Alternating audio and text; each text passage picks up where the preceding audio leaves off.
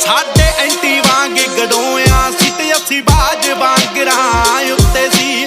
ਕਈ ਵਾਰੀ ਕੱਲਾ ਘੇਰ ਲੈਂਦੇ ਝੁੰਡ ਵਿੱਚ ਸ਼ੇਰ ਨੂੰ ਕੁੱਤੇ ਗਈ।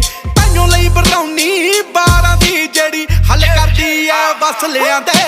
ਮੇਰੀ ਜਿਉਂ ਵਧੀ ਤਰੱਕੀ ਨੀ ਮੇਰਾ ਬੋਝ ਵਧੀ ਗਿਆ ਅਸਲਿਆਂ ਤੇ। ਮੇਰੀ ਜਿਉਂ ਵਧੀ ਤਰੱਕੀ ਨੀ ਮੇਰਾ ਬੋਝ ਵਧੀ ਗਿਆ ਅਸਲਿਆਂ ਤੇ। ਉਹ ਅਸੀਂ ਧੱਕੇ ਦੇ ਨਾਲ ਹਾਣ ਦੀਏ ਕਿਸਮਤ ਦੇ ਖੁੱਲੇ ਗੇਟ